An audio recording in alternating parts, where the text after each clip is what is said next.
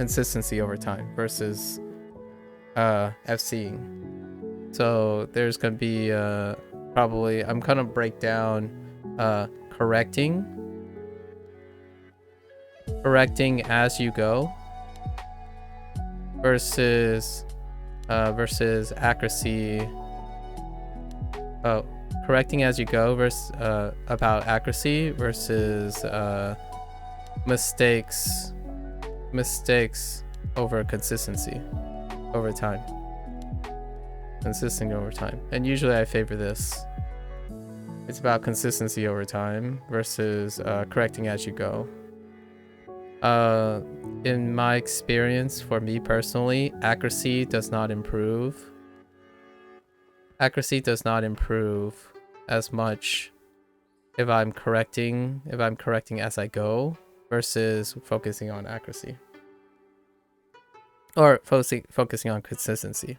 So if I make mistakes over time, that's perfectly all right. The idea is you're increasing consistency. Yeah. It is worth it though. It is worth it, Indy. You are more than welcome. You are more than welcome to write in, because I'll read it afterwards. So I'll read up the correction afterwards. I will be making those mistakes though. So the idea is I won't be deliberately correcting myself as I go. Typically, my goal is to be more consistent. If I make the mistakes, hopefully the percent mistakes go down as consistency goes up. Howdy, Lotus. What's up? What's the Ana for Lotus? So yeah, do you something, right? Do you Lotus? Do you Lotus? Oh, so that's the kana. Wait. Okay. Do. Wait, really? Oh yeah. Do. Te su. Notice. Oh, notice. Okay. That makes sense. Dodo. Dodosu. Dodosu. Because it's a name, it's katakana. I see. So, do you notisu? Okay. Do you notisu? Or do Japanese people say those as two different things? So, what is Lord? Do you dodo? Lodu? Lodu? Lodu? So, do you dodo dodesu? Dodesu?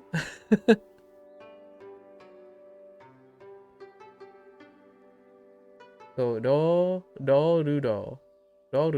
Oh, Lord is just one. Maybe like king? Oh, that's fair. So, that would be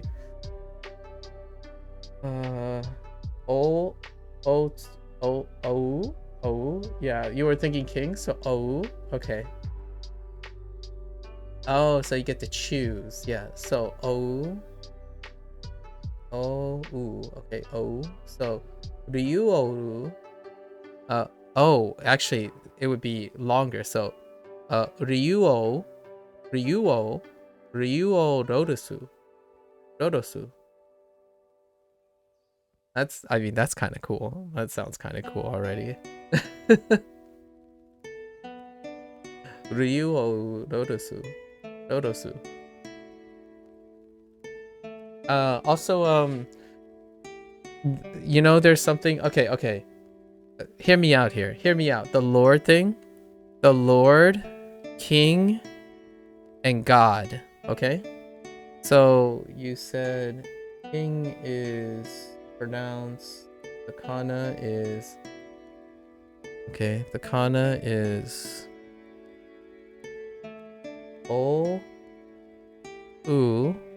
And then we have kami, right? Is kami? Kami is probably hirakana, right? Kami, maybe. Kami, and then we have something here, something for Lord. Hear me out. Hear me out here. The reason I bring this up is because in the game Tekken, in the Tekken game series, you have ranks, right? And while king is absent in the ranks, they don't use the word king. They do use the word Lord and God in their ranking. These are key words, Lord and God, right? And I'm curious if they're using the text for king versus Lord, because here's another confusing thing. God, in English, we're talking about the English ranks, right? But Tekken is a Japanese game, so the Japanese is localized with English text, right? So God has a lower rank than Lord in the English version, in the English ranks. Now the question is, what is the relationship between Lord and King versus a god?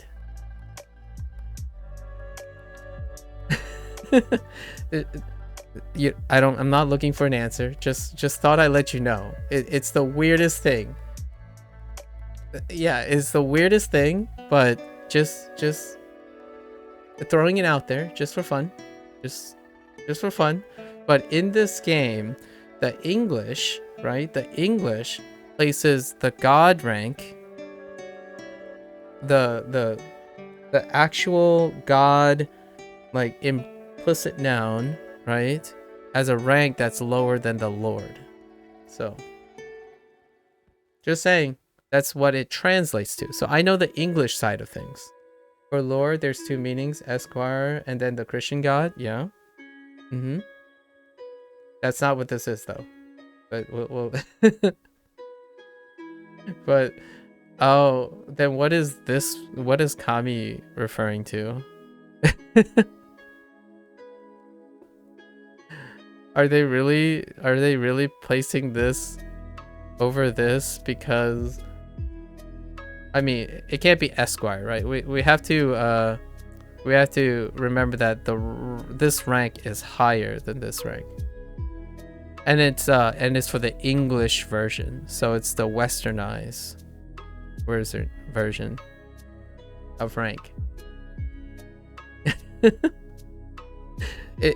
It came out randomly. It just came out randomly. This is how I remember things, because I have a friend who plays lots of fighting games, and we look at ranks a lot, like rank names, and oftentimes rank names, when you westernize rank names, one of the most unhinged ranking systems is Tekken. Kami is like the Japanese gods used for Shinto gods. Yep. Or monotheistic. Yes. So you've explained to me what I've already known about these words.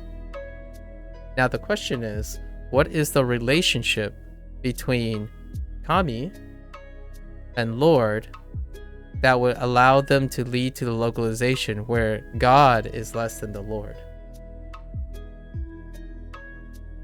Just as a thought. It might not actually have any deeper meaning, but the idea is this is a ranking system.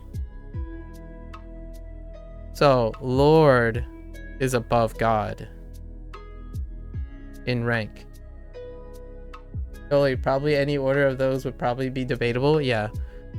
However, just so you know, right? This is Tekken.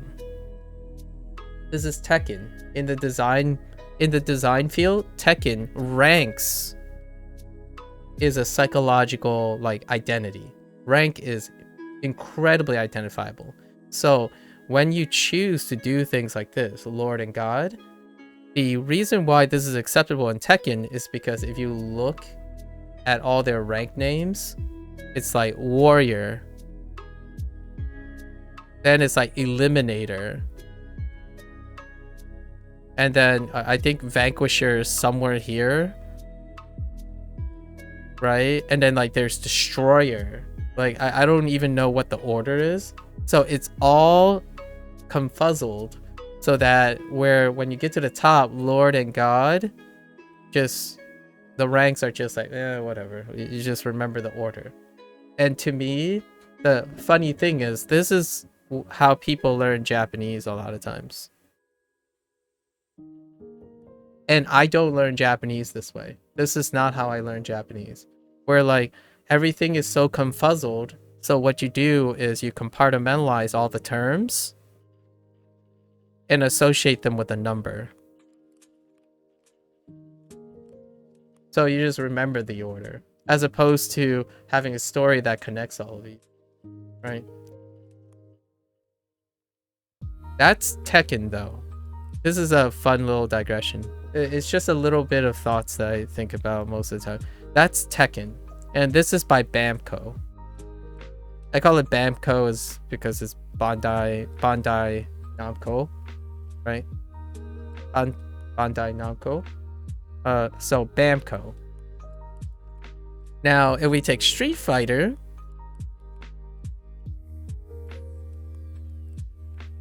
which is Capcom,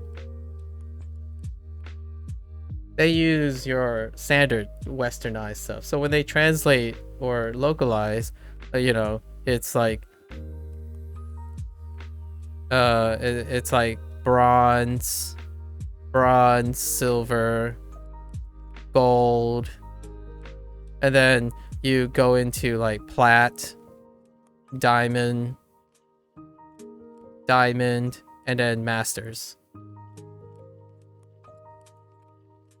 So there's a clear distinction of hierarchy, and the relationship is there. So there's a meta relationship in rank.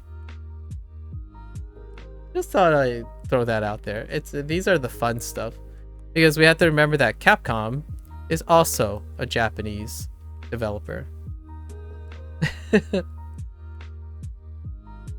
But their localization uses westernized rankings. Although I have to admit, I'm curious if this Japanese rankings is normalized too. Like, what I mean is, when people think of rankings, you know, you still think of Olympics, but Olympics is not classically that way to go. So, you know, when you think of martial arts, right? Martial arts have a different ranking too, and they have meaning attached to the colors, right? I did Taekwondo, and Taekwondo, the colors actually mean something. Oftentimes, these are kind of a westernized deal, right? So my fun question is, I'm curious if the Tekken ranks has something to do with Japanese culture, and then it just is lost in translation in English. Because, like, I have no idea. What do you think? A vanquisher, destroyer, or an eliminator? What order do you think they are in? What do you think eliminator, a vanquisher, and a destroyer ranks relatively to each other? Yeah, I love these things. I absolutely love these things. Like, it makes me laugh at first, but then when you start thinking about it, you just think of these like East meets West stuff and cross-cultural stuff. This is the stuff that makes language really funny. Like, when you learn more languages, this is the stuff that gets really interesting. Because in English, some people would say these are synonyms. And I can't spell synonyms, so we're just gonna say synonyms, right? Which one do you think? My question is asking you guys, being people who are pretty good, I would say, at least at more than one language, while being, hopefully, like, pretty good English speakers, right? Like, pretty at the top echelon. What do you think? What would you order these?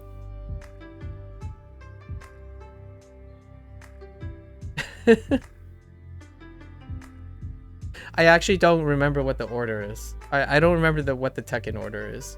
But when you try to translate these in Japanese, I'm just genuinely very curious if there's an order of emphasis.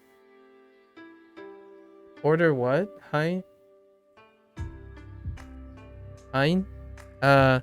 Order these words: Eliminator, Vanquisher, and Destroyer. From, from Impact. Eliminator, Vanquisher, and Destroyer. And then curious if Japanese people have emphasis ranks, because in English there are emphasis ranks, implicit emphasis ranks based on their words. So Lotus, you're suggesting Eliminator, Destroyer, Vanquisher. I actually think that's the order. Eliminator very strong, Destroyer second, and Vanquisher third. Interesting. Yeah, see, that's what I mean.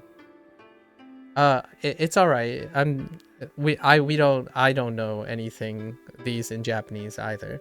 It just came up because of Tekken, and we're just doing a little fun little exercise. So for me, as a person who's primarily speaks English and like enjoys the connotation, nonsense, that's not alphabetical order. So let me double check. I'll tell you what their order is first. I love this stuff, guys. If you ever find this stuff interesting, learn new languages, because that's what it gives my jammies in a bunch, hang on. So the order that Tekken has is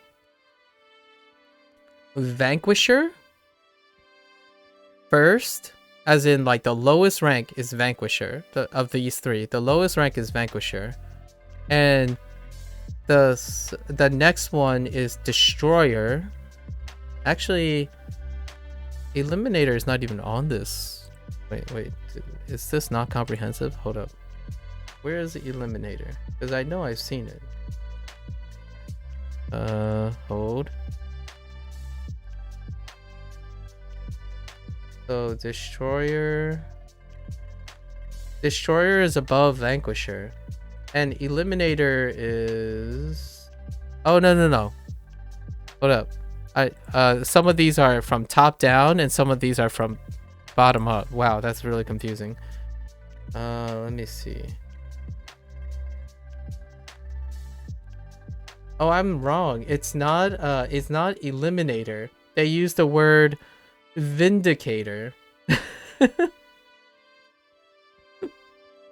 They use the word Vindicator. So Vindicator instead of Eliminator is the lowest rank. Vanquisher is higher than Vindicator, and Destroyer is at the top. So basically, what Hindies or Hein that... Oh yeah, we're on Twitch, Hein. So please feel free to join there if you want. No obligations. But yes. So sorry about that. It's not Eliminator. They actually use the word Vindicator, which is still a synonym. Unless I'm looking at an outdated ranking system. So yeah, that's what I mean. Like, it's so fun to think about how these if you ask like an English person, right, you get a localizer, and you're like, how do we translate these Japanese words? Or were they English from the start? I don't think they were English from the start. So you have, sorry, so it's not Eliminator, it's Vindicator. So then Tekken has Vindicator. There is another rank in between, but Vindicator, and then Vanquisher, and then Destroyer at the top. And low-key, what I would think is so different from this. Destroyer is is not specific. Like my ordering would be, it's non-specific, so it is indiscriminate. Sure, indiscriminate, and I feel that's what gives this a higher rank. People will rank Destroyer a little bit higher because it's indiscriminate. If I'm reading into this, and the reason why I'm saying it's indiscriminate is a Destroyer is a destroyer of everything, right? And then Vanquisher has piety. Piety. So when you vanquish something, there's a piety to it, like almost a purification to it. Like when you're a vanquisher, you are a little bit more selective. And then when you're a vindicator, it's kind of like a vanquisher, only when you vindicate, you are removing, and oftentimes it's revolving around like evil, right? So vanquisher and vindicators are both somewhat selective. So if you're thinking about a rank in a fighting system, right? You go by the one that does the most damage. So Destroyer would rank higher because you're more indiscriminately destructive. And in a Vanquisher and Vindicator, yeah, that's kind of debatable. These both have like piety stuff. Like when you're a Vindicator and you're a Vanquisher, you are looking to do evil. Like to do evil in, you know, take out evil. Right? That's kind of the idea, at least. So I can get that. However, I would go with piety. So a vanquisher is a pedestal feeling. When you are a vanquisher, you aren't simply just a destroyer. So the vanquisher is just not a run-of-the-mill destroyer. So I would actually elevate vanquisher. And vindicator still has the destructive nature of destroyer. So both destroyer and vindicator are considered powerful words because they're indiscriminate. They're devastating. But vanquisher is a pedestal of respect. There's some respectfulness in it.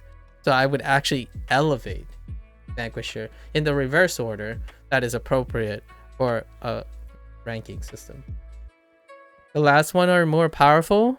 You mean like Vanquisher and Vindicator? I think they're more powerful. However, I would put Vanquisher above Vindicator because there's more to it. And that's just my bias. But yeah, that's why it's funny. I find it super funny that I'm learning Japanese and, you know, a lot of games come from Japanese developers. And you have the previous year you had Tekken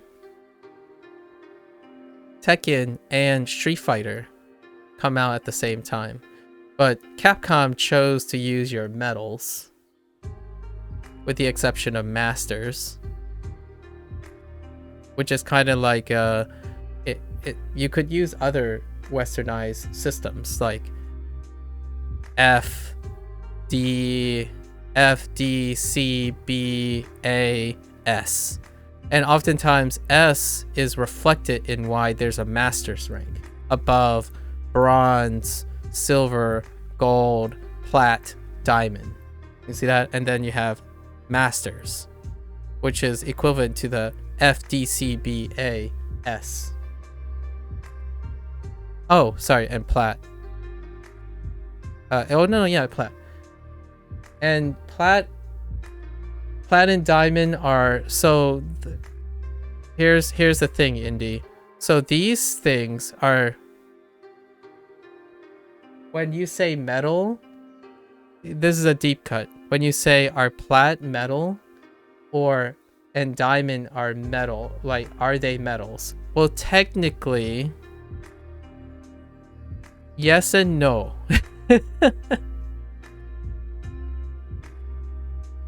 So it depends if you're thinking about it as a science thing or a colloquial thing. And it gets pretty deep here. It gets pretty deep here. So you're talking to a scientist, right? So I would still kind of say yes. That's a yes. However, it's a no and a yes for colloquial.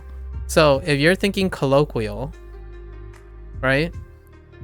Metals have certain requirements, and platinum and diamond doesn't fill those certain requirements. However, because it's metal versus minerals,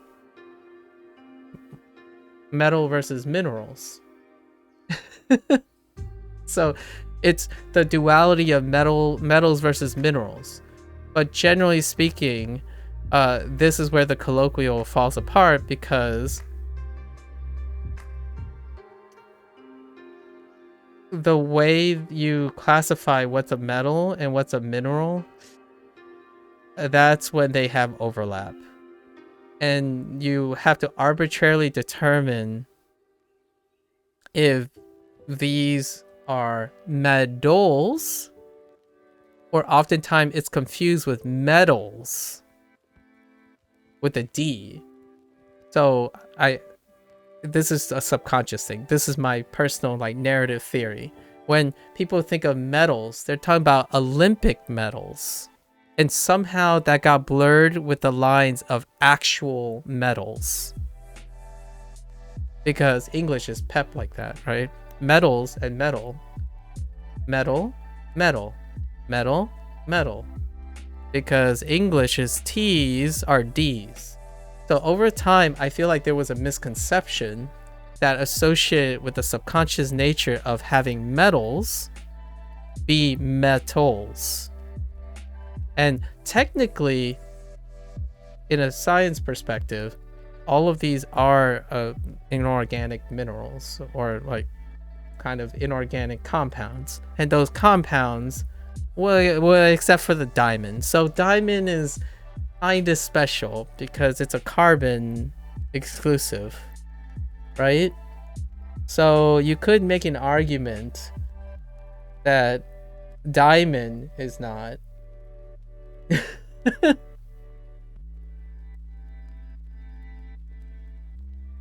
I love this thing. I love those questions. The answer is I have no idea. The answer is I have no idea, but it is really fun to think about.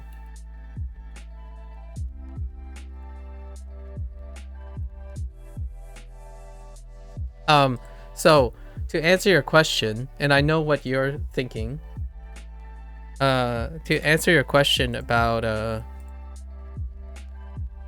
what I would say if you're asking for my opinion, right?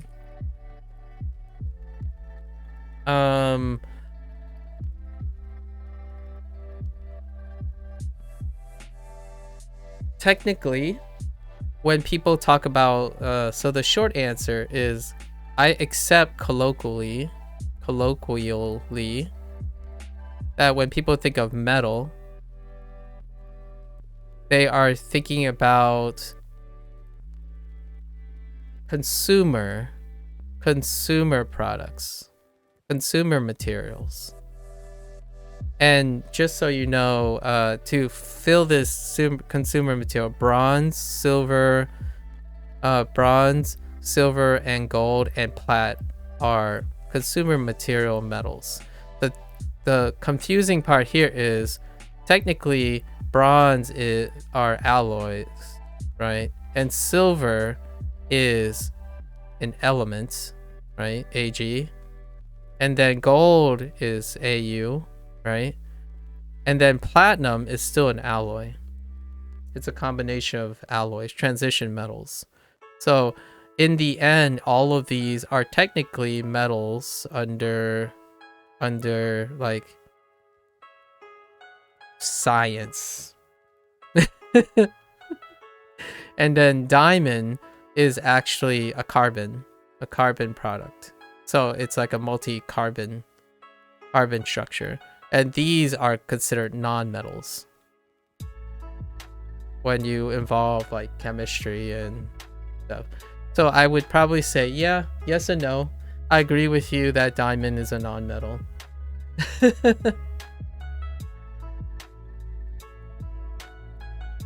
Yeah, no, well, so this plat, right? The reason why this plat I'm not saying is an element is because the plat that everyone's thinking of is an alloy. It's a mix. It's not, it's a transition metal. So it's not just pure platinum. You don't really have pure platinum most of the time. But yes, it would be an element. There is the platinum element as well. Gold, on the other hand, usually doesn't come as an alloy. Silver, actually, a lot of silver actually comes as an alloy. Like it's a mix, but largely silver. So all of these, in a way, you could say, you could argue, the reason why people think of metals is they're thinking about alloys, not pure products, right? They're not thinking about a pure gold metal. At least I don't think those gold metals are made of pure, but it could be. I mean, there could be 20 karat gold metals. I have no idea. In this case, but these are all mixtures of actual categorically metals in terms of science. So I would go with this. And yeah, diamond is a non-metal. But what the heck is a master metal? I'm just kidding. Don't don't read into it. But no more deep dives. I need to learn Japanese.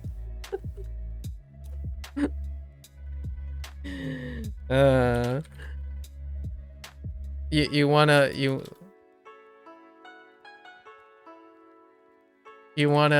get even kookier? You wanna get even kookier about gems and minerals? You know, the difference between gems and minerals and metals? Holy heck.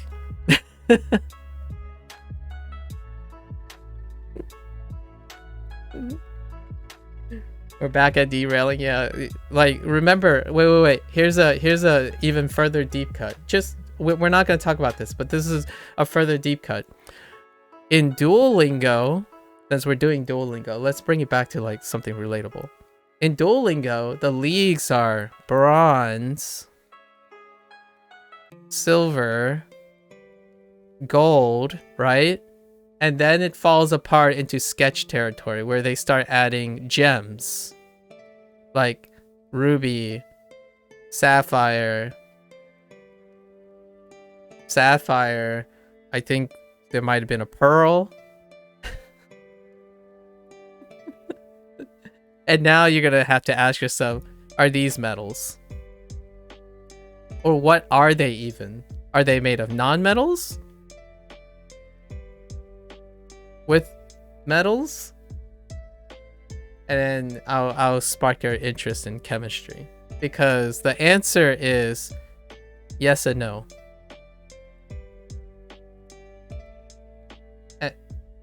You know, amethyst. Yeah, there's an amethyst league. So, I love this stuff. This stuff is great. And when you guys were talking about like if there's like a Japanese like kanji, I can't wait to like tackle these questions in Japanese. We're trying to figure out the Japanese name for the ranks, but it's a hard thing to Google for. I keep getting characters rankings or pro. Ah, I see. Yeah. Onyx is the top one. Oh, Onyx. Oh my gosh, Onyx is interesting too. And just so you know, as a clarity, I actually don't know if I'm accurate. I don't know if I'm accurate because I don't study mineralogy or something like that. Or I guess it might be under geology, possibly. I don't work with inorganic compounds most of the time. My professional background is biology for the most part. And biology are just, do you want to know shorthand? It's hydrogen, nitrogen, classic carbon, oxygen, and that's about it. We can throw in like a few things like potassium, right? Potassium, sodium, and magnesium, possibly, because these are involved in like coenzymes, like catalysis. Biological catalysis requires like potassium, sodium, magnesium. You could throw in a zinc every once in a while when you want to get frisky. Yeah. And technically these are still not non-metals like these. So yeah, those are the elements. If you want to know specialized knowledge, this is as far as it goes. Is there even silver and gold? Some reagents require silver and gold, but it's largely this. These are it. So if you're ever wondering, like when people talk about nutrition, and pretty much the only things that come up is this, it's because of that. But, yeah. Anyways, there you go. Who would have thought you would talk about chemistry and video game fighting ranks, you know, while learning Japanese? That's the life. And I still haven't even completed my hiragana yet. Okay, so let's go back. So, okay. Oh, I don't know which one we're gonna use. So we'll use this.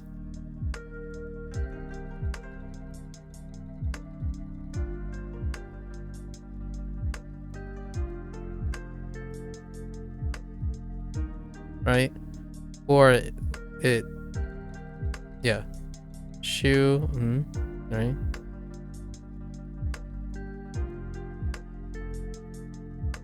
Yep. This. And then Yan. Okay.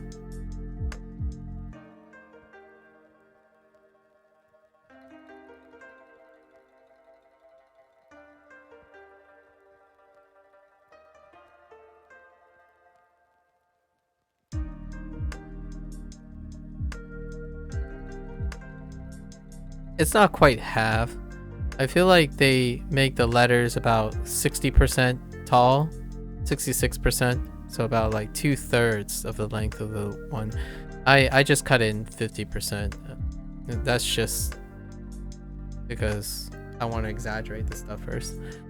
And then Hyun.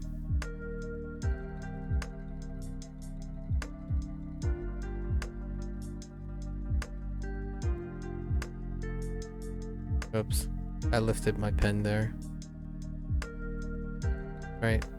And then this is what we're looking for. Kyun. Kyun. Kyun. Kyun. Kyun. Kyun. Right. So Shun. Kyun. Kyun. Whoops. Double tapped. Alright.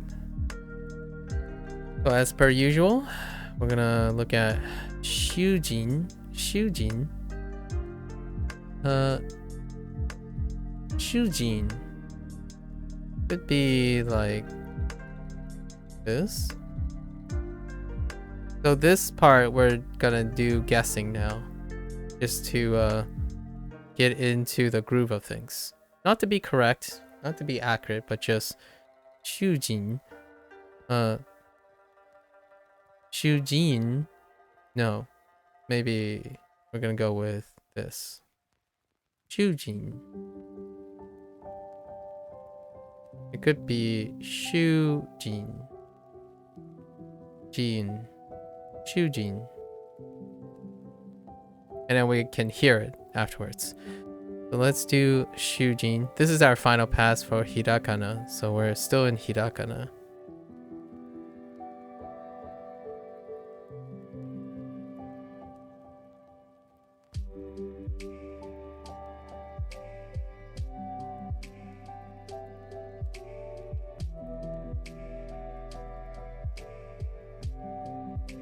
And then now we try all the romaji of these things, right? Shi, ya, carrot, So sha, shi, n, shashin, shashin, shashin, shashin, shashin. Could be like, oh no, it can't be this. So we're doing like this, and then shashin, shashin, shashin, shashin, or shashin, shashin. So maybe this. Shashin. I wouldn't do pitch action to be accurate, by the way. I've heard several that are wrong. That's fair enough. I don't think I would probably disagree that it's wrong, but different. Because there is a chance we don't know enough about regional differences. And I did hear that too, Lotus. Absolutely. Like I did hear pitch variation. But it's not again, it's not about focusing on it's not about trust. It's about listening for it. So I'm trying to focus on listening for it, because if I keep listening to the same thing, it's not the same thing most of the time. So there could be regional pitch accent differences. And I did hear a bunch already. Like over my years, not in Duolingo, but like Kyushu, Kanto, Kansai, whatever that word they use for the Hokkaido region. And it's pretty noticeable. It's pretty noticeable. So I do not know enough Japanese for that. The idea is I'm practicing what I think is there. So then I begin to associate where it's up and down. Anu? It might be Ainu. I don't remember if that's the term they used. I don't even know what it starts with. Like I don't even remember what the word they used. They didn't use an English words. They use all these words. They use like Kanto, Kansai, Kyushu. Oh, I knew. Okay, I knew. Okay. And I knew, I guess I'm picturing. So they don't have to be accurate. It's just when I hear I knew, I hear this, right? I knew. So I hear this. So that's what I'm doing now. And this is the first time I'm doing it because I'm adding more things to make the learning process a little bit more stacked. I'm always like constantly engaged with the language. Yeah, and remember, we're talking about, again, we're not talking about dialects. We're talking about that these dialects have different pitch accents. So yes and no. We're not talking about the words that they're using, like the dialect variations. We're talking about the pitch accent variation.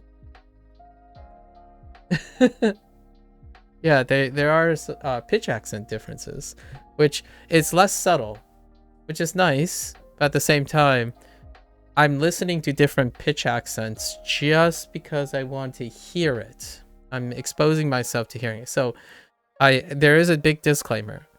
There is a big disclaimer that I'm making. I'm technically, if you wanted to be super technical, I'm not learning Japanese technically just with Duolingo. But I wouldn't say I'm learning them. I'm practicing. So remember that I make the distinction between learning and practicing. So when I'm just like randomly listening to videos that happens to have Japanese in them and it makes me think about something, I'm not actually learning anything. I'm just passively practicing. And usually passively practicing is when people usually when practicing is when you get to the high levels, right? When you're looking at kanji, you're looking at pitch accents. That's when you're like passively doing it. Like you've already learned all the basics and then now you get to compare and contrast the things. For me, I just do it all at the same time. This is usually the point where people say you immerse. The immerse. And I can tell you I used this term before. The immerse technique. The immerse kind of bootstrapping stuff. And it doesn't have to be about language. It could be any skill. When you immerse using the skill. So like if you love running, change all your activities to involve running. So like instead of walking to somewhere, you can jog to it. So what happens is you're immersing your skill into it, but that's passive practicing. It's passive practicing.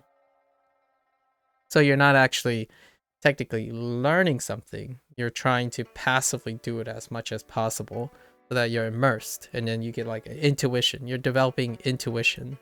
It's no longer a intellectual property. You stop doing things intellectually.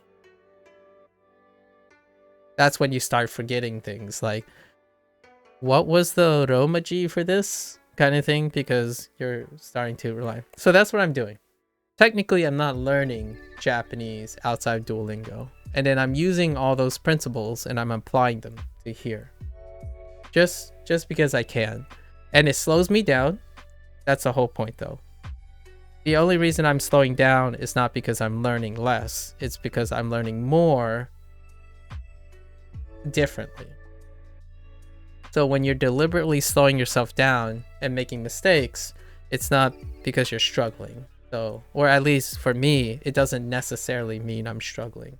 It's just, I like always being at the edge of things as opposed to, let's just pick the right solution and forget that there are other three. So if I'm taking a test and it's timed, I would go for speed, right? Here, instead of using Duolingo where they would encourage you to just find the right answer, right? So you could try to find the answer as fast as possible and stop thinking about, you know, like if this is the right answer, if this is the right answer. Well, I don't really think of it that way. And this isn't the right answer, by the way. I go from just like every other thing, and like what I said to that person yesterday, Lotus, I do everything. In the last pass, I go through all the steps. You gotta go through all the steps. In the beginning, so what now is the first pass? The first pass? Passive. Which is listening and seeing. And it's really hard for me to just listen and see. I can tell you, it is really hard for me to passively learn things. It's very uncomfortable and it makes me feel like I'm not trying hard enough. So the second pass, we add imitation. Imitation. So then I vocalize based on imitation. The third pass, I predict. So I vocalize independently when available. So that means I guess on the pronunciation and whatnot. And then the fourth pass, since I don't want to like make 8 billion passes, the last one is everything. All I can do. So now what I have done is I do all of these above and I need to add something else. So now I'm starting to focus on accents. I absolutely love accents, by the way. If you love accents for the sake of accents, English is goated. Because the last time you heard English, they don't even have rules to tell you what accents are appropriate. Like if you go online and you start saying formidable instead of formidable, or formidable instead of formidable, or formidable, like formidable, that it's all there. Just do it. Accept people's accents, right? Because it's English. Meanwhile, when we think about Japanese, we kind of start thinking about correct accent pitches, right? Or pitch accent. And that's fair enough. And to me, I take my interest in English, and I'm playing around with Japanese. So eventually, maybe I'll pick up the right pitch accents. It doesn't really matter to me. I just like hearing people have different pitch accents because I love English. There's a reason why I continue to use English. When I talked about this. This is going to be a slight digression, but I talked about this before, where since I'm an English native, right? And you're online, say you're online on an international community. This is a psychology thing, because we're talking about learning languages. There's something that native English speakers who are educators face a lot, in my opinion. And I have more to say about it, in my opinion, than those who use language as a tool, only a tool. Okay? So if you're English native and you're in an international community, I want people to accept or be able to understand what it is to become an English speaker, in my opinion. Because there are things about English that makes it welcoming that most people reject. And that's the idea of, I'm learning Japanese right now, and it is very reasonable for someone to focus on correcting accents. And by accents, I don't mean like the pitch accents. I talk about like your speaking accents. So like an English speaker, like a Japanese, to speak fluently in Japanese, it would mean you have to sound Japanese, right? You have to sound Japanese. That then elevates you to native speaking. Okay? I feel I'm on board with that. I absolutely understand, because it's a reflection of Japanese culture. When you truly have impressed a Japanese person, you will sound Japanese. Your voice legitimately, the way you speak, your voice becomes different. Like when you hear someone just suddenly say something like "Jirung wa gongwa, puntunwa," right? It just suddenly randomly just shifts to something that's just completely alien. Like the whole tone and the pitch and everything just shifts, and it just feels like the sound that the person is making is just, you just turned into someone else, right? If you don't see their faces or nothing. Actually, it's even more distracting when someone like shifts between languages, like some Asian language and some Western language in the middle of it. It feels like your mouth gets dubbed over or something, and it happens a lot. So this is what we project. We want to become precise like the Japanese culture, and that's kind of like being part of the Japanese culture, in my opinion. And their language makes you feel that way. You want to be precise. Now, as an English native, one thing that happens a lot when you have a foreigner, in my opinion, this is my take on learning English. As a foreigner who is learning English, the first thing they're going to tell you is, they're probably going to, at some point when you talk to them long enough, they're going to say, "Oh, sorry, I'm ESL. Pardon me," right? "Oh, sorry. Pardon me if I say something wrong."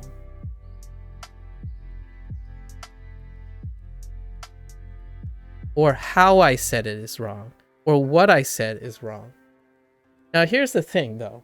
As an English speaker, you're gonna say like, "Actually, your English is pretty good. Like, you typed.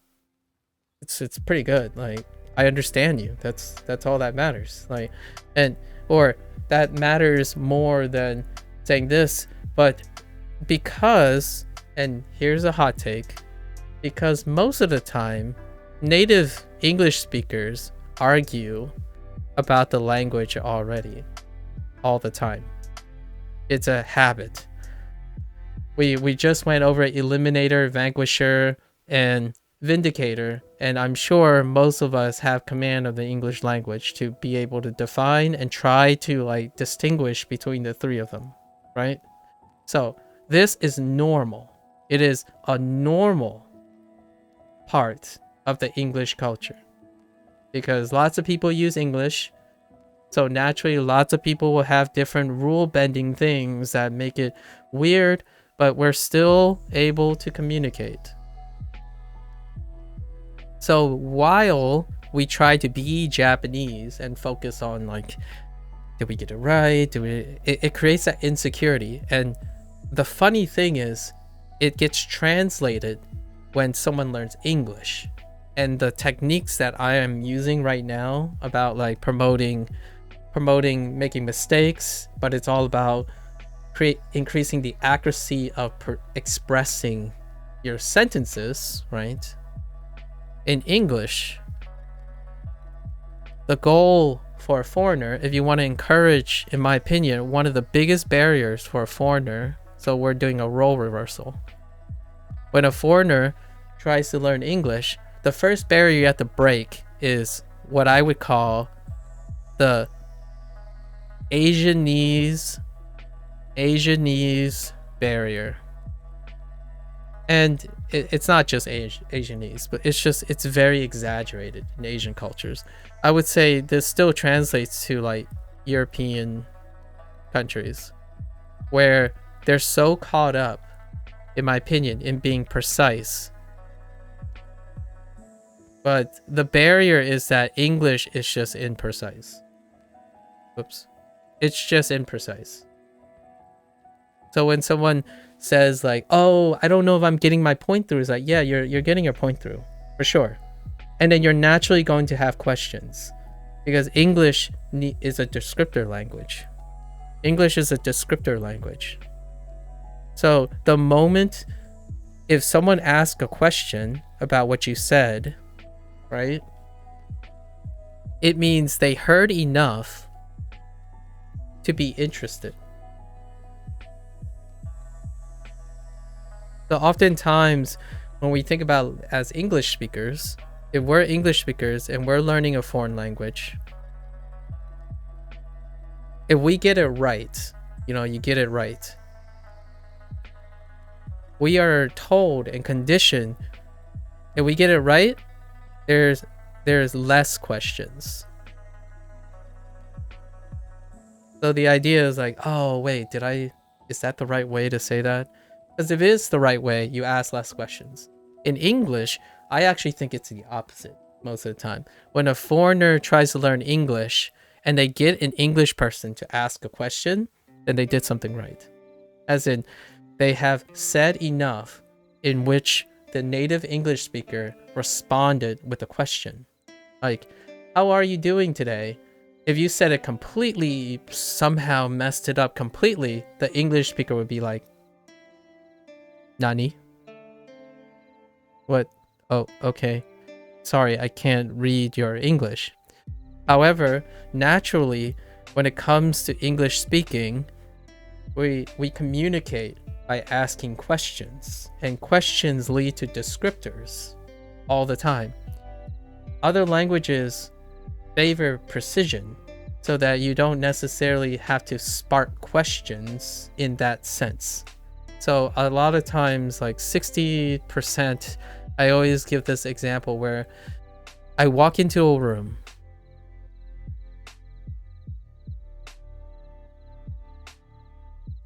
Yeah, just teach them a foreigner, hey yo, you're good. Yeah, that's it. So check this out. So you might be thinking, well, I mean, scientists are super precise, right? Scientists are super precise. Like, what does a seminar feel like? Like a true blue seminar. Well, I walk into a room. I spend 10 minutes in the beginning introducing and qualifying terms. Like just straight up terms already. Like, okay, today I will be talking about the following topics. 1, 2, 3 on the PowerPoint. And then I would slowly use all the language I have to describe in a shorter format what I'm going to do in those points. Legitimately, the introduction is to define the stuff that I'm already using words to use. And then you think, oh, that's where it stops, right? No. Then you talk about methodology. And what do you do there? You spend most of the time defining what the techniques do. So like if I say, I use the electrophoretic process. So what is that? So you spend the next like 10 minutes describing all the words that you used in English again. And at the end, you get like results, right? And results would be, you know, here are the results. And what do? You spend a lot of words describing exactly what they are, right? Again. So, in my opinion, a lot of times this bleeds into casual conversation, even at the highest level, if you want. Generally, you're always describing you're describing words you used already. And it's because, in my opinion, English is a descriptor language. It focuses on being explicit, right? Very explicit. When I'm learning Japanese, it's like context. But these are, when we talk about complex, they're implied context. When you get to the higher levels of English, you become more and more explicit, as in you become less and less implied context. So what does that sound like? It sounds like heckin' dry 1 hour's worth of technical babble that if you're not invested already, you're going to fall asleep, because it takes a really long time to communicate certain things, right? But that's where the precision comes from. The precision comes from being explicit.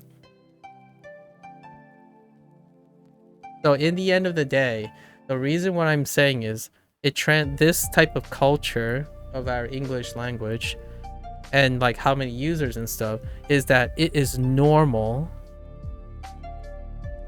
to be confused. As in, it is normal to have follow-up questions in the English language. Like, for example, here's one. When you say, hey, you know, hey yo, versus hi,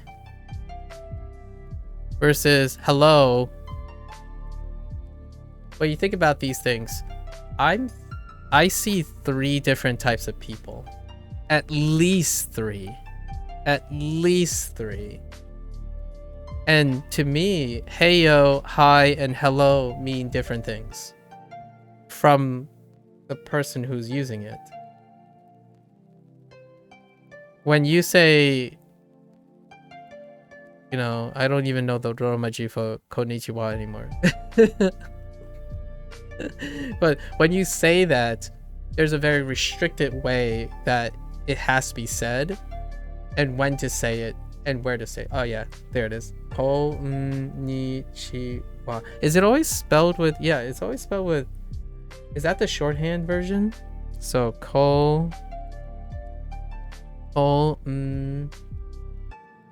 ni. That's not the shorthand version, right? Chi wa, right? And when you use these things, there are really strict use cases. So it's so precise. Like, If you say konnichiwa, then it's just, it's still only restricted to one thing most of the time. So, and you get like a head nod. It's like foreigner. Oh no, foreigner. In English, in my opinion, if you want to become a native speaker, like truly, and what I mean by native speaker, I don't mean just from a mechanical standpoint. And I don't think this is true for Japanese. So this is not the impression I'm getting from Japanese. But for English, if you want to be a mechanically English speaker, the idea is you have to be comfortable. Not just mechanically, but also be a native in culture, as in you're embracing the culture of English. You have to be comfortable with understanding that there's a lot of noise. It's just really noisy. It's a messy language. And messy language makes it welcoming.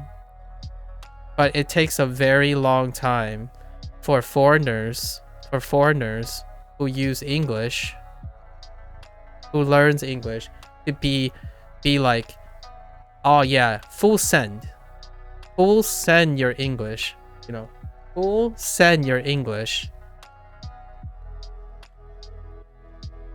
and immerse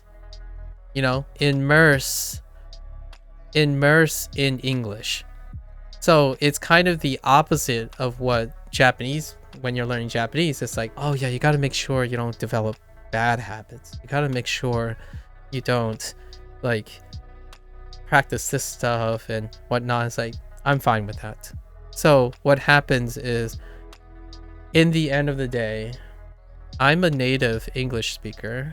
This might sound prideful and arrogant, and it's more like acceptance. I'm okay with sounding like an English person speaking Japanese. And I actually truly believe that Japanese people and English people, like their natives, can meet halfway. Where if I can get Japanese good enough to still sound like an English speaker speaking Japanese, but they can understand it, that's great. In English, when you're meeting towards English, everyone has their idiosyncrasies. In fact, the funny thing about this is, while Japanese have clear segregation, like Kanto, Kansai, right? We were just talking about like regional, even pitch accent things. English, as many as you can. Because the reason is, English, there's too many users. When you try to put them in a box, if you keep trying to box it up, you're gonna drive yourself insane. Foreigners, whenever I try to help people, right? Because I'm not really great at a second language, but oftentimes I would say my English is sufficient enough. Yeah, right. The UK has more than 60 accents in 4 countries. So the idea is, it's not whether it's hard or not. In English, live like an English speaker. Because whatever you do, that habit you form, it literally tells a native English speaker where you're from. Like, you want, in my opinion, I know there are people who are refractory to it, like repulsed by it. But when accents have become beautiful in English, it is absolutely acceptable.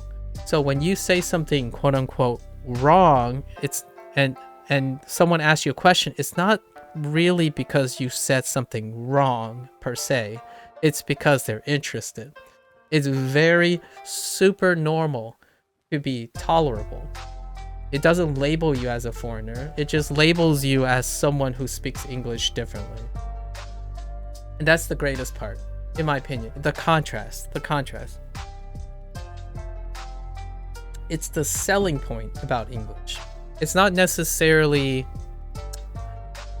I'm not saying it makes English better. We're not comparing English and Japanese about its pragmatism. right? We're not comparing. We're talking about if you want to be an English speaker, there are things that will happen, things that you will encounter more likely. Things that you will likely encounter. And one of them is that English accents are just there. It's acceptable. It's absolutely acceptable. It's a part of the social norm. It's a social norm. So in my opinion, if you have an English accent for the next like 5 or 10 years, right? Like moving into the future, that accent is your identity.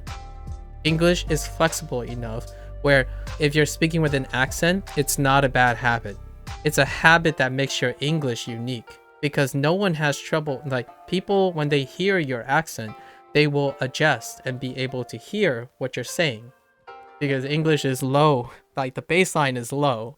So why not add an accent to your English? You could, voice actors legitimately, as their creative art, use different English accents. It's legitimately an art. Like people do it skillfully. They swap accents deliberately because it's celebrated. They don't want to try to unify English. They're trying to mosaic out. They try to expand English's accent as opposed to the other way around. And that's why I feel like when you're coming from a country like Japan, we're adjusting to their goals. We're trying to, and it makes it really hard, right? You're trying to like, and I'm trying to do that. I'm trying to be as precise as I can without necessarily losing my native English identity. Because for me, I really love this aspect of English, and I don't want to be that person. I don't want to be the person where like, I've gotten so deep into being Japanese that when a foreigner, like a Japanese person, come and say, "Oh, I need to learn some English," it's like, how is my accent? It's like, it doesn't matter. Your accent doesn't matter. Do I understand you? Yes. So keep that accent. Get used to the idea that everyone's going to ask you about your accent because it's interesting, not because it's wrong. That's just my hot take there. When people ask you about, "Oh, what did you just say? That's so interesting the way you say it," is because that's what English does. It's not, it shouldn't make you feel insecure when you're speaking English. You shouldn't, but that doesn't stop foreigners who are part of a country that when their language has really strict rules and consistency, they all feel normal when they sound like each other. Like they try to pronounce all the things very similar and stuff.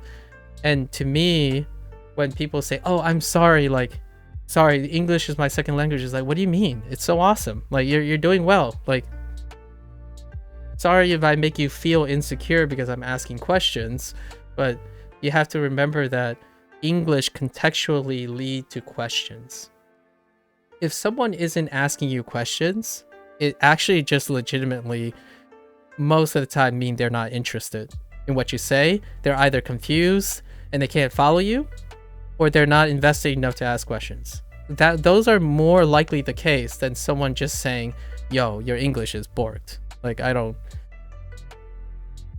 like, they're not insulting the way you're saying things. Naturally, English is a descriptor language and it requires a lot of words.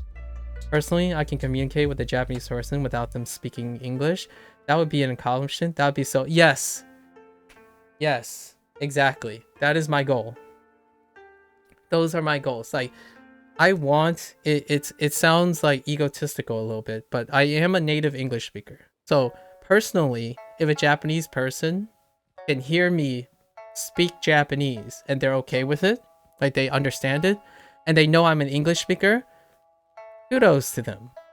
Because I actually want them to know I'm an English speaker speaking their language. Because if they come, the other way and they start to learn English, the first thing they have to know is that you don't worry about your accent. It is actually legitimate. You can speak English with the Japanese accent. Do it. It actually is really cool. I actually love, I mean, I watch anime and stuff, and you know, like live Japanese TV and stuff. I absolutely love when Japanese people speak English like they're still speaking Japanese. I actually love that.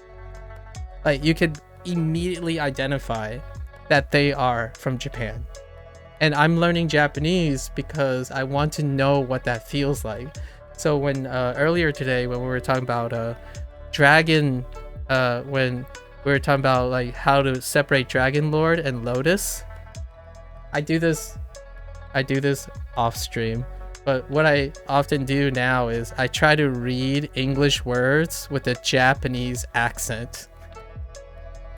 And the only way I can get myself to engage in a Japanese accent is basically just to use all my kana on the English words. So yes, I agree to most people. Romaji is useless, like for learning Japanese and stuff. Like most people, this is a contentious point for most people. But for me, I'm actually immersing myself in being a Japanese person, in my opinion, while still remaining English. So what I do is I take all the Romaji and I try to convert all the English words into Japanese just because it's really fun. You do that with Japanese accent because it's easier than sounding it out with English? I actually think that's true. Like I agree with you. So like the way Japanese people break up, you know, break up sounds, it's so good. I love it. You know, like li, like ri, ke, ri, rikeri, rikeri. So that's how I feel about the weird role reversal, and I love that about English. But I also love that Japanese is different. I don't want Japanese to be like English, but I also don't want English to end up being like Japanese. I want them to stay different. And for me, as an Asian American, I blend both of them all the time. Like when I say Spanglish, I legitimately, when I was Spanglishing, I legitimately like start pronouncing English words with the Japanese, with the Spanish sounds a lot of times, not just interchanging words in sentences. I do it all the time, and it's kind of funny, but in English it's really acceptable. In Spanish, not so much. So those are the cultural clashes, right? In English, if you start saying like you know, I'm thinking of, I've been watching an Italian American couple, like an Italian American couple where one is Italian and one is American, and whenever he says something like, I don't know, molto bella, I don't even know what that means, but the way he said it with English words around it, I'm like, that's English. Like that dude, that Italian dude, has embraced the English culture, like people who speak English. Because when you start putting your native, whatever your native language is, and wedging it in between English, that's what English does. Like English complements your native language most of the time. And I can't experience that because I'm a native English speaker, right? But one day when I learn enough Japanese, I hope to try to learn English with Japanese. That's what I'm kind of doing. I don't know if Duolingo is offered, like their interface is offered with Japanese, but it would be kind of cool to like download the Japanese Duolingo app, if that exists, or like the Japanese thing, and then go to the English course and learn English with a Japanese UI. I don't know if that exists or not. If not, it does do that, awesome. That's what I'm gonna do. When I learn enough Japanese, I'm gonna try to learn English with Japanese. And another future project is obviously I'm going to play video games in Japanese. You know, because I want to know what it's like. So that's kind of the idea, right? And English, man. When someone says like, I don't know, like I ask, how are you? How are you? Right? And someone says, Poco good.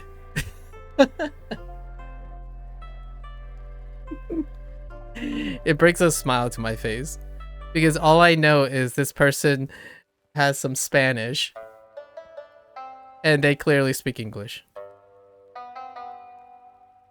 because they knew that they were going to place this in front as an adverb or as an adjective or adverb. Wait. Yeah, this is an adverb. For the word good. And you know, and you know what? It's even funnier because I use the word good. Usually, I think when someone asks me, how am I usually say I'm doing well. Right? This is my choice. Most people just say I'm good with the contraction. Or sometimes I get like bien, right? Bien or bueno. I can't complain, right? Oh, you totally did the heckin' American thing. So this, sorry, Indy, I'm gonna put you under a bus here. It's under a lens. When you use a double negative for emphasis. This is multi-generational American. When you use a can't phrase, like a cannot phrase, and you contract it, and then you modify a negative word. So when you can't complain, it double emphasizes by double negation, and that's something that is so multi. Like for me, if I can't complain, I would say I'm content. So because of my mannerisms, I say I am content, which is the closest capturing of I can't complain but in the affirmative. Right? This is affirmative. So I'm telling you what I am, but not what I'm not. And this is what I mean. I love this. I absolutely love this. And if you can read into English, you learn a lot about them. To me, when you try to get into the mindset, like truly get into the mindset of Japanese, you're trying to conform. So all the things that make me a native English speaker, in my opinion, all the things that I have to understand as a native English speaker, I have to abandon for conformity. And I'm kind of meeting halfway. And that's why I personally think that's where the difficulty comes from. A lot of difficulty comes from when you contrast Japanese and English. And it's not really about semantics. I actually think people who choose to learn languages, they're smart enough. A lot of time people talk about are you smart enough or hardworking enough? That's not it, in my opinion. It's the idea that you have to let go of your loosey-goosey. You constantly have to let go of your loosey-goosey, and get into strict right and wrongs. And that's exhausting. That's super exhausting. Like, if you're telling a native English speaker you need to do everything precisely all of a sudden, this person, the older you get, you spent all those years using a language that is flexible. So yeah, it's gonna take a long time. Your mindset is borked. You're legitimately trying to flip mindsets. And for me, I'm okay with that. Like legitimately, instead of fighting an uphill battle, right? You're like, English is down here. The baseline for English is here, right? Just say that. English has a huge range. But Japanese is up here. But that's their baseline. And their range is confined because they have rules. All the people's averages collapses on each other because they're expected to know the same things. And that's where Japanese is. So yeah, even in a baseline, you have to, it's an uphill battle. When you think of the reverse, it's the funniest thing. The reverse, if you say like you start at Japanese, right? So this is psychology. I'm just applying psychology. We're not talking about like the literal stuff. So if the baseline is higher, the entry baseline for Japanese is higher because their tolerance is lower. They have to understand a foreigner. It's anywhere in this line. There are lots of different lines here, but English has one of the lowest baselines of entry, but with an incredibly huge variance, right? And as a linguist, I say it doesn't really matter. It's interesting for sure, but not in every day. Also, you've not progressed in your learning. Yeah, that's fine. Thanks. I'm thank you for chilling as a linguist, right? Unfortunately, I'm not a linguist. I'm more of a psychologist. So we're just talking about like learning techniques and motivations. But thanks for hanging out. I hope you find other channels who are actively learning something. I really appreciate you stopping by. Yeah, good luck. And here, what happens here is that if your baseline is always high, right, you get used to it. So it feels uncomfortable voluntarily dropping your baseline. So expectations creates an artificial barrier, in my opinion. An artificial barrier to a language that, quote unquote, I hate to use these relative words, easier to start, right? Easier to start because it feels uncomfortable. And it's funny because this barrier is actually really low. So oftentimes whenever you hear a foreigner try to learn English, they're always expecting a baseline that's super high, like super high, or at least above the baseline of English, anywhere up here. And I find myself often saying the same phrase over and over again. No, your English is sufficient. Keep using it. That's it. Like, keep using it. That's the way. And obviously, to contrast a linguist, right? We'll just say to contrast a linguist. I fully understand that it doesn't matter to them. Absolutely. I can definitely see the pragmatism flowing through that. For me, I educate people, in my opinion. I'm not a linguist in the sense of someone who is an expert, perhaps, in the language, in the actual language portion. I'm an educator.